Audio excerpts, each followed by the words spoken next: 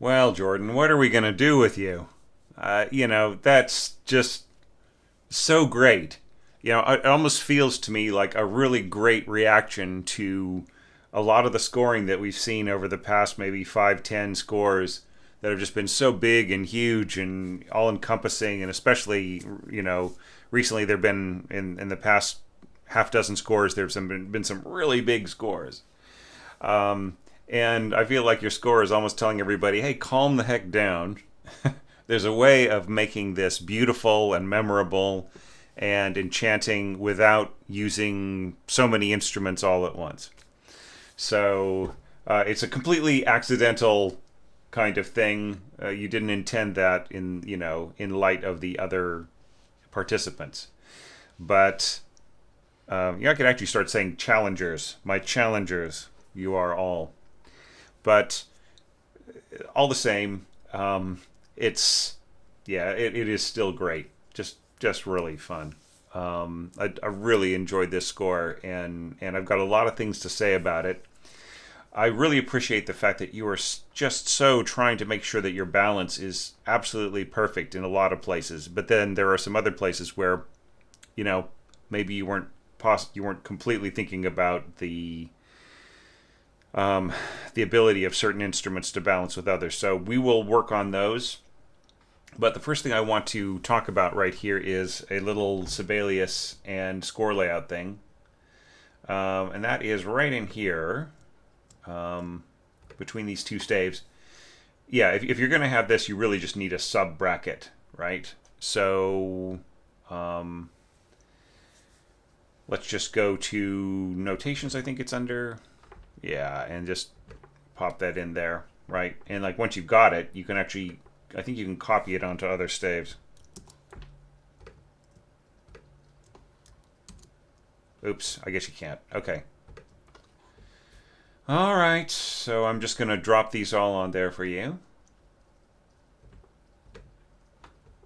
Yeah, so sub bracket there. And then one for the horns.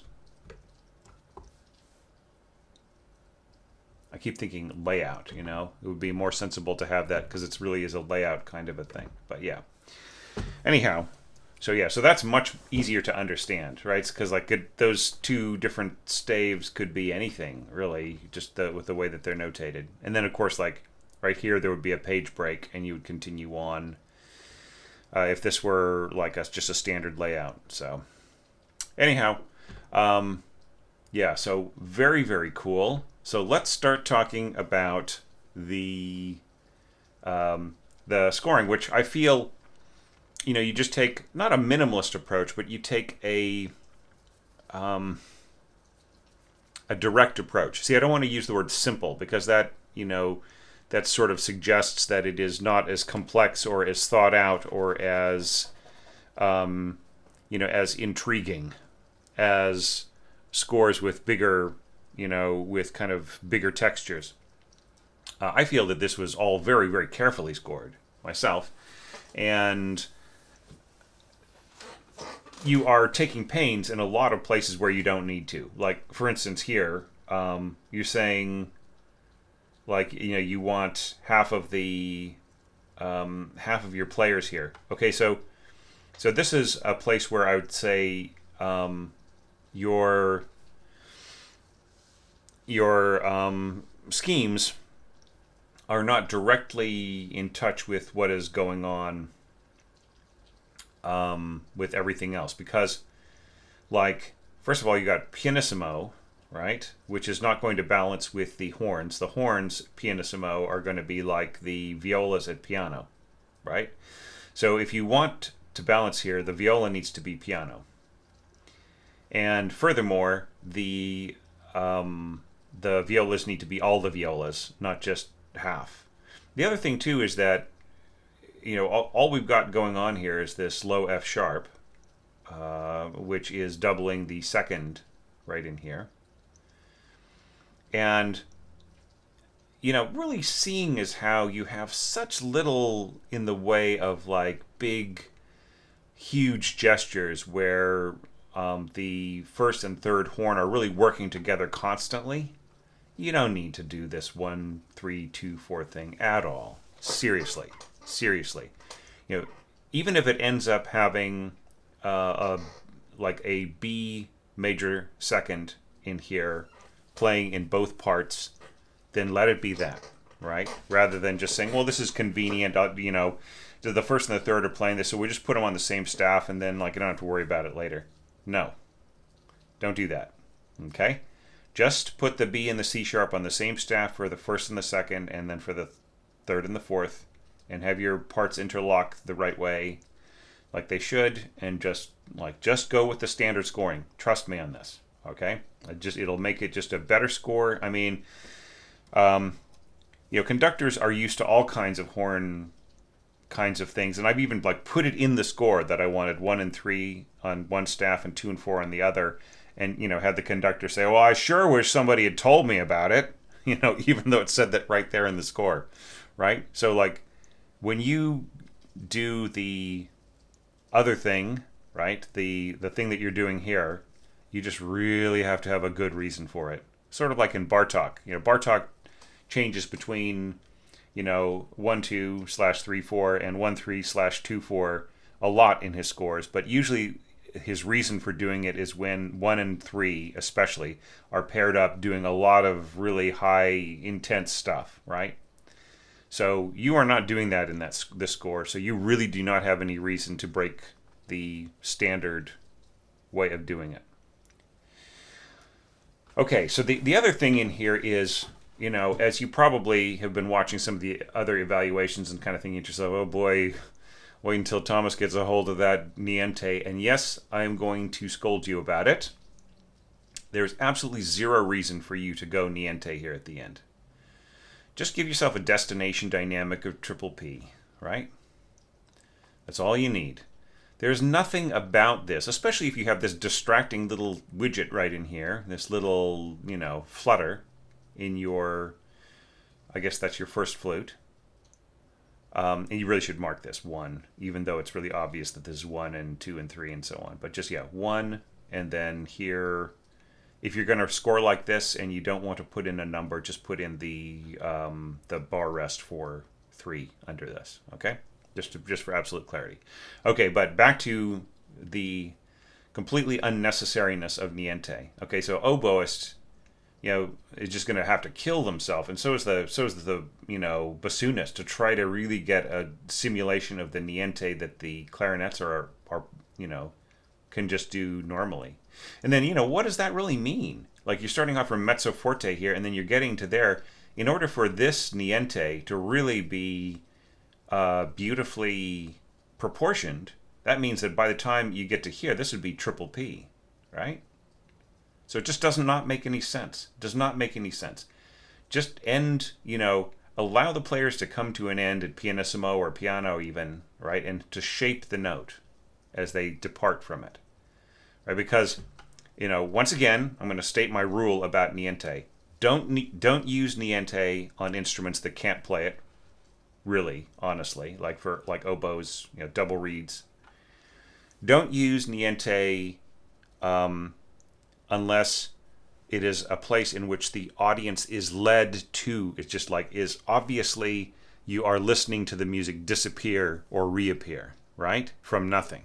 So, you know, here, you know, I mean, what is there about the music that is really allowing us to hear it disappear? There's nothing. You know, you've got this note right here. I don't know what. I'm guessing this is glockenspiel, right? So, yeah, it should be marked here at its first entrance.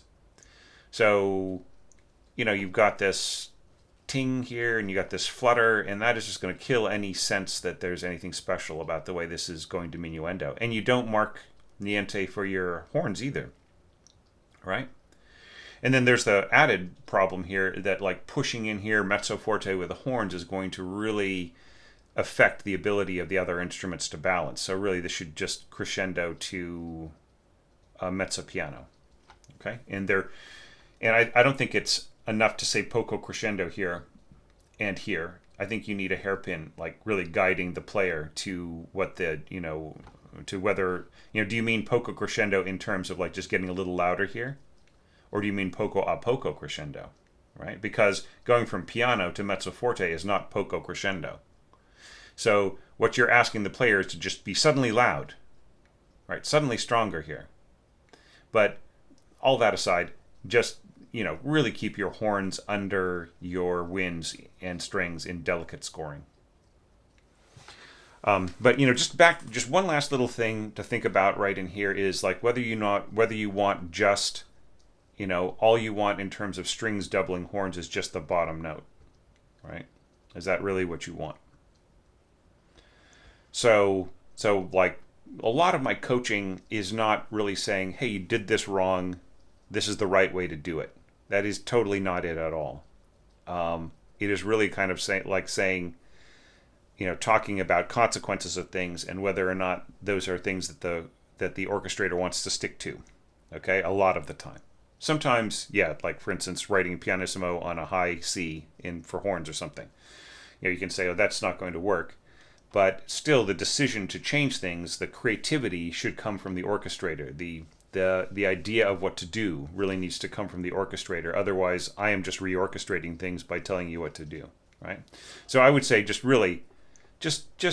leave off the niente. You don't need niente unless like the whole work has some sort of real textural basis to it. Like has a, that there's something where it is really obvious that things are disappearing or reappearing, okay, from nothing.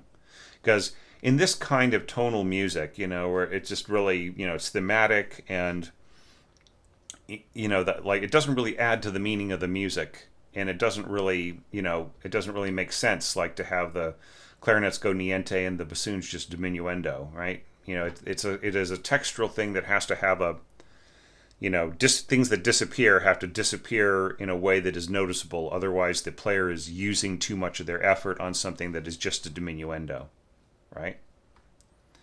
Okay. Okay, so ba-da-dum, ba-da-dum. This is nice. Everything could be piano except for the brass, right?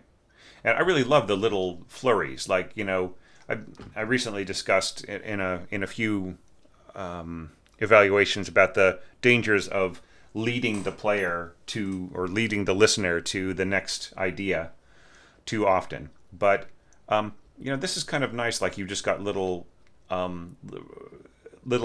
comments, right, that don't necessarily distract, right? And this is one, the horns. That's really nice. And then the flutes right in here. That's really cool too.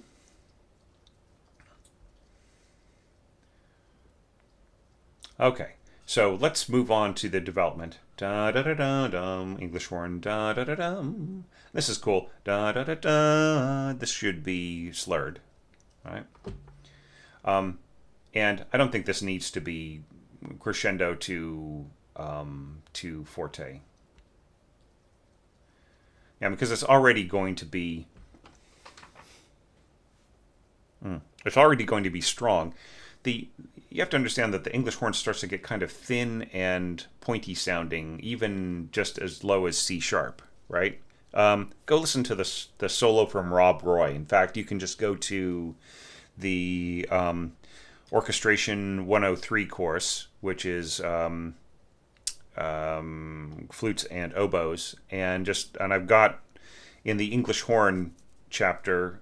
So this is Orchestration 103 on Mac Pro Video, and you can just, if you don't have the course yet, you can just view it for free as a free preview. Just go to the chapter on English horn where my oboe player plays the Rob Roy, the Berlioz Rob Roy, really high English horn solo, and that will tell you everything you need to know about high notes on English horn, right? So it's, it doesn't have the same, this note on oboe is just an F sharp, right? And that is just a beautiful, clear, beautifully controlled, full note.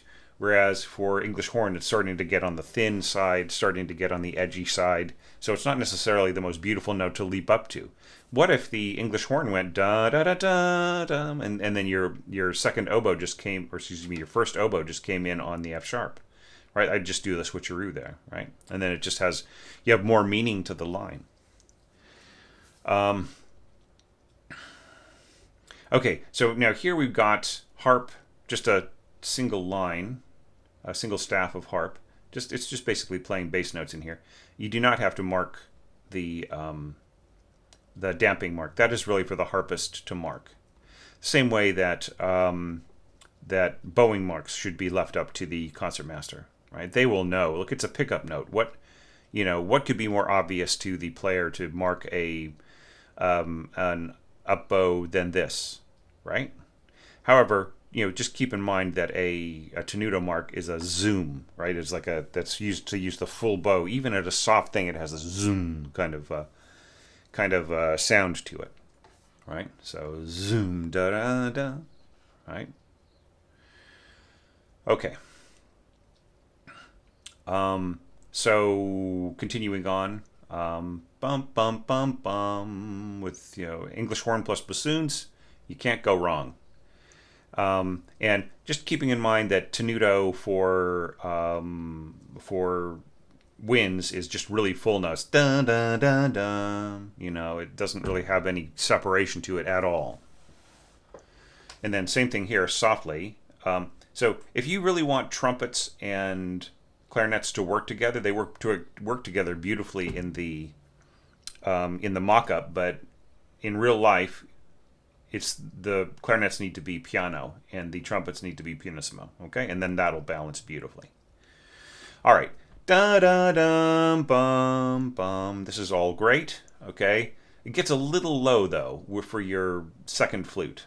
Okay, you got 3 clarinetists. You might as well have that line be played by your second clarinetist, and then the bottom played by third clarinet. Or you could do this. You could have, instead of interlocking your players, which really puts the second flutist at a disadvantage in terms of timbre and in terms of projection, just stack them, right? Just I would say da da dum bum, and when you get to here, give the middle note to the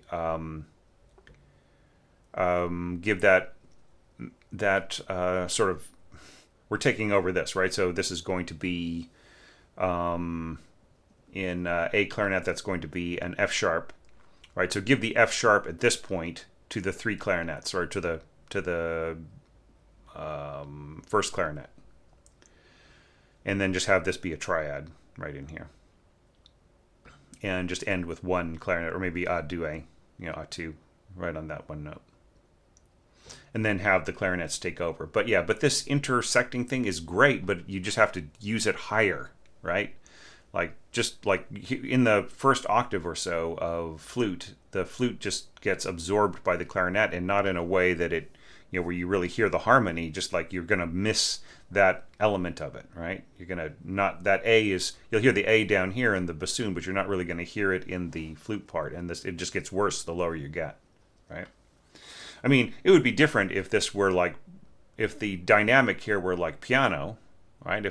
In a sense, this is almost like it's like a wind septet, right? So the players can listen to each other and balance and so forth, but it's just risky. It's just really unnecessary. If you want to do these kinds of things between clarinet and flutes, just go upwards rather than downwards from this kind of combination and this configuration, right? Just take your voicing higher, not rather than lower. Okay, and then there's a little, tinging glockenspiel on top. That's cool.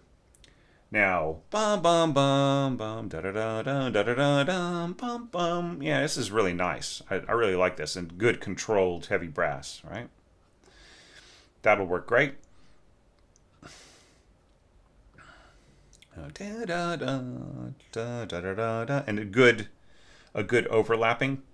I would say, instead of just having an indeterminate end to your, just like getting softer, what does that mean? So you're just putting work on the conductor's desk. Like, they're going to have to look at these people and give them the downward palm, right? So why don't you just save that poor conductor some work and just write in however soft you want them to be in order to blend with the strings after you cut the up bow mark. So if we're assuming that this is piano crescendo, and we're assuming that we want everybody to blend and sort of merge seamlessly into them, then we should at least have piano or on the winds, right, and pianissimo on the brass, right? Or you could go even softer and go triple P on the winds, but I think that's going a little, excuse me, double, like pianissimo on the winds and triple P on the brass. But I think that's kind of getting crazy, right? Just diminuendo to softer, and then it'll be easier for the winds to take over in a seamless way. And this is all fine. And the little response from your from horns and trumpets and so on, that will work great. I would say that it would be perfectly fine here for this to be doubled, right? In light of the fact that you really want to match the kind of crispness of the heavy brass right in here. So, go ahead and double this concert B. Seeing as like it's sitting right on top of the trombones anyways, right? So you also want that to play very clearly. Just I would say double this with the probably just first and second, I would say, just so like the players can really stay in sync together, because like when you have delicate articulation, that is where first and second should really, really match, because they're right next to each other, and the second horn player's job is to read the first horn player's mind, or to read their lips practically, or just to kind of know, like, if the first has a certain tendency to articulate in a certain way, then it is the second who will really know that, rather than the third. The third's job is to put pressure on the first, really, right? And to have possibly alternate ideas about how to do things, right? And then maybe if the conductor likes those enough, when the first player retires, the third can just go right into their seat, or they'll have the best shot. So, okay, now I really apologize for this not working, and I'm wondering if the marking sul ponticello is interfering with the mock-up's inability. Like, are these marking solo and sul ponticello and so on sort of messed up the Sibelius's ability to interpret these as artificial harmonics? But I don't have time to investigate and to check that out. But that's something maybe I'll try to remember to look into that and see if that is something that messes things up. It just didn't work. I'm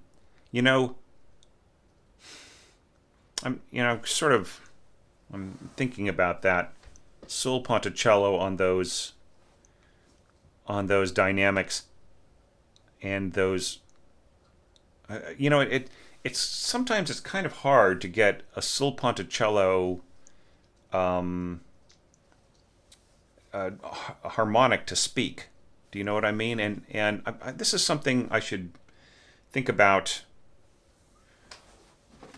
I'm going to just quickly, just bear with me here. I'm just going to quickly write myself a note about sul ponticello harmonics as a possible tip.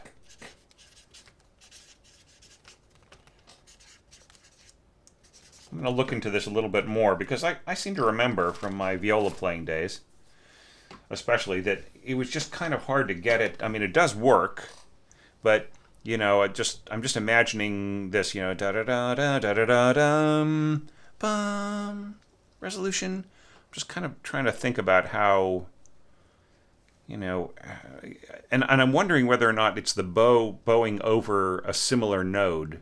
You know what I mean? It's like, rather than being closer to the bridge where harmonics speak really, really well, like when the bow is kind of playing over like playing over where the nodes of the equivalent nodes, when you divide up all of the nodes across the string. If you're going up into that sul ponticello territory, whether it interferes with the vibration. So apologies for the digression, but I'm gonna be looking into that. Maybe that can be a tip for my third book of orchestration tips. Okay, yeah, but I still think this is gorgeous. It's really, it's a really great idea, and I have absolutely no problem. And I really wish that it had worked on the playback. Maybe you didn't have a problem with that, Jordan, and it sounded all fine. Maybe I need to update my. I think that I'm using the latest version because I haven't run into any conflicts with anybody else who used the latest version. But I don't know. I don't know what's going on. Okay, so now, the restatement. Da, da, da. And I really like the way that you are, despite the fact that you are putting training wheels on your string parts by telling them what their bowing is. But despite all that, I really like the way that you are dividing these into playable slurs. And really, the it's really obvious that this is meant to be an up bow. You don't need to mark it. Up, down, so they can land on this. Up, down, up, down, up, down, up, down. It's just built right into it. There's no need to mark it. A little problem, and that is like, I think right in here. Yeah, it is like it sounds ridiculous on because Sibelius playback doesn't know how to do poco portamento yet. But it's just obvious that you sort of intend that kind of Mahler sort of portamento, really, kind of a more romantic gesture than like a weird contemporary music kind of thing, right? So, yeah, and this is perfect, exactly the right way. Tutti ordinario, that is exact, or tutti norm, you could also say. Now here, I think, like you got your reverse roll, which is the right way to do it. But I almost feel like this should be like grace note to, to principal, right? But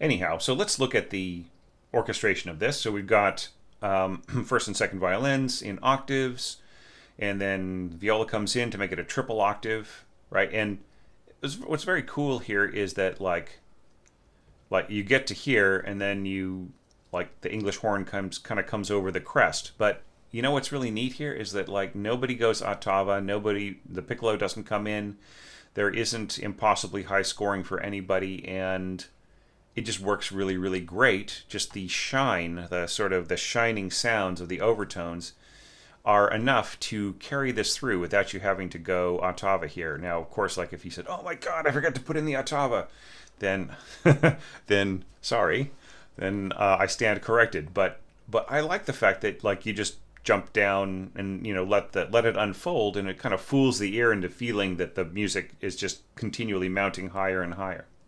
That's nicely done. A little ting here at the end from the glockenspiel. This really smooths it over. So as far as the accompaniment is concerned, yeah, just your horns, 1, 3, 2, 4. You could have. I know you're trying to save space here, but this could have. Maybe we could have fit this on here. I think there's enough vertical spacing. We could have fit that, as two different staves.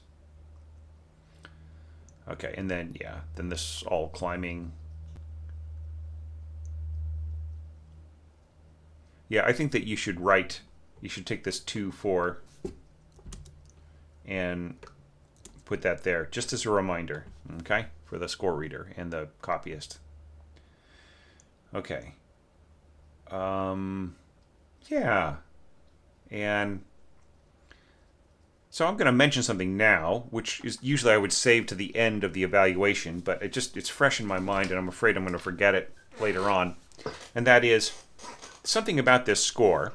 Despite its accidental defiance of certain huge tendencies in scoring in some other recent scores, and that is that it is really playable. That's A, and B, like its proportions are really manageable for a standard orchestra, right? I think that it would be really easy to get, three flute players together and two oboists plus an English horn and your three clarinetists and maybe, three bassoons. I think you can do your triple. You can get your triple winds. Maybe, you might have somebody really enthusiastic about this, and they say, "Well, look, we've only got two oboe players. Is there something that you can do?" So you might be able to drop one of the voices of the second oboe onto the third clarinet, or like have the third clarinet play an English horn line from time to time. All right. So I think that there are workarounds if you need to lose one of your voices in your winds. But I just think that the scope of it is intimate enough and the parts are playable enough to where this, the chances of this being played by an orchestra is pretty well improved. It is definitely something that I think is really doable. And that is to take nothing away from the quality of the scoring at all. Right? It is not to say that, of course it's playable because it's really not that hard to play. Not that at all. It is, playability doesn't really necessarily mean, technically difficult or not. It just is, has to do with the flow of the notes under the, it is all really, you're thinking about that or your instincts are good, right? So nice work, Jordan, on that. So now we're going to get to our kind of last section of the piece. All right.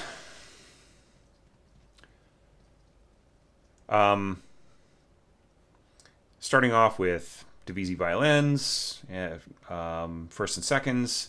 Then you got your solo, cello, and viola. All right, and everything is soft enough here, right? And notice this, gli altri. So in case people did not know, like if you have a solo part plus the rest of the players, right? This is the others, right? And there's the soloist. So that works great, okay? And it's really lovely to have cello and viola in octaves. There's something about the way that the body of tone, the overtones of the cello push at the fundamental and the first and second partials, of the violas, right? And just makes them fuller. So this is just a really lovely, combination, especially like going into tenor register and going up to the first string for the viola. So yeah, that's a great combination.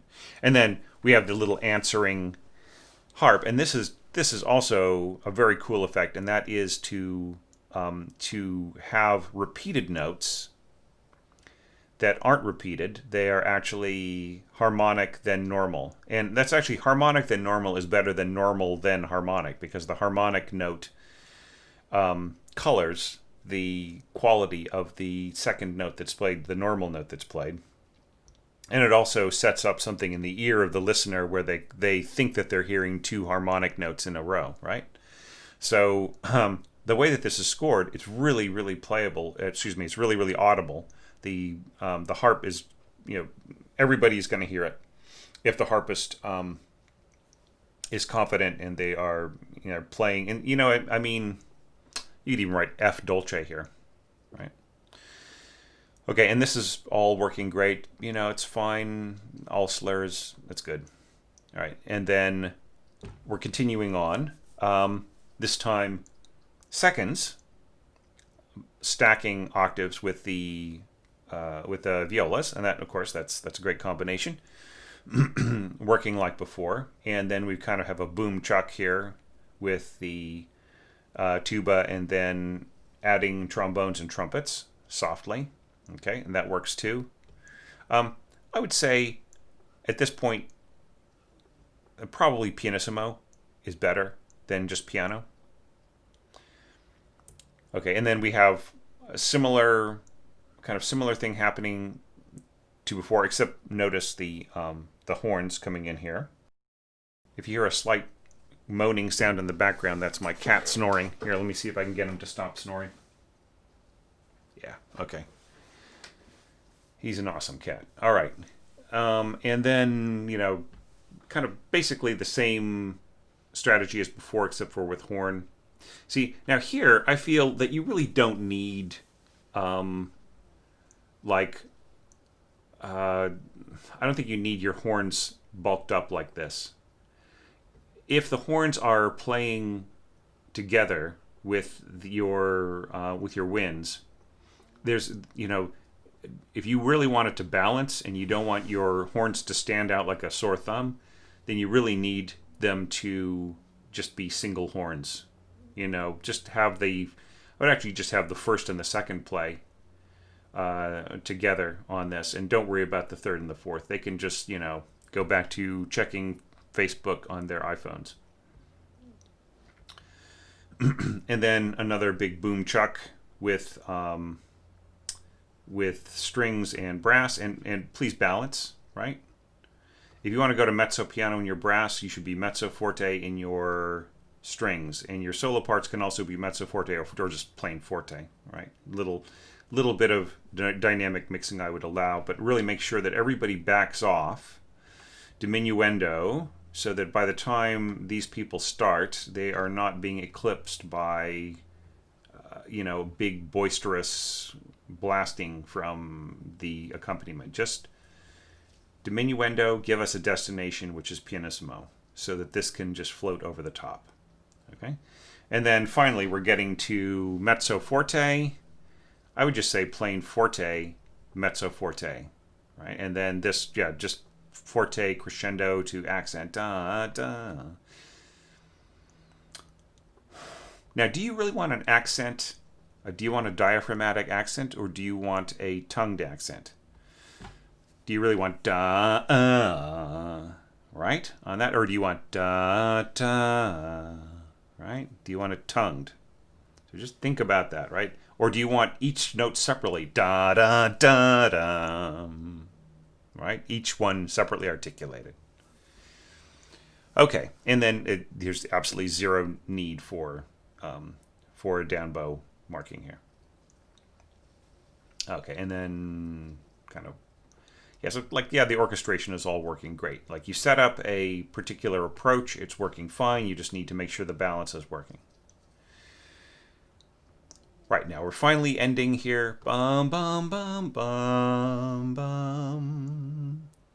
This is perfectly fine. All you got is just the flutes there. You have a little reaction from the harp. The harp should not be triple P. The harp should just be like piano or even mezzo piano, right? In order for this to stand out.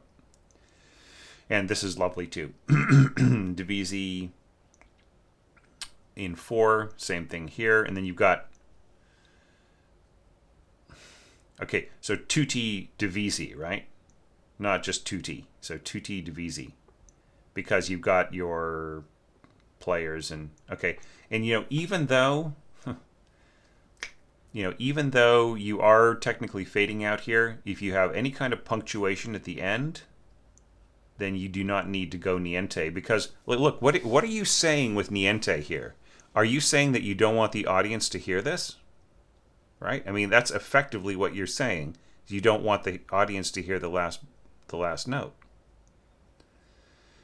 I mean, what's more, like, how can harp play niente when they're, the harp is based on plucking, right? So just, look, bag the niente, like, just do not use these. Just because they're available in the menu on Sibelius does not mean that they should be used with abandon, all right? Just forget about niente, okay? Niente is a black hole, all right? Just mark, or just don't mark. Just have everybody, soften down to nothing. It's fine. They will, the way that the instrument is, the way that the string players shape the tone, it will feel like it is fading to nothing, right? And if you add the niente on there, it won't make any difference at all. So don't add it. All right, and the same thing. In percussive instruments, it doesn't make any sense at all because either it's plucked or it's struck. You can't make a non-playing sound, right?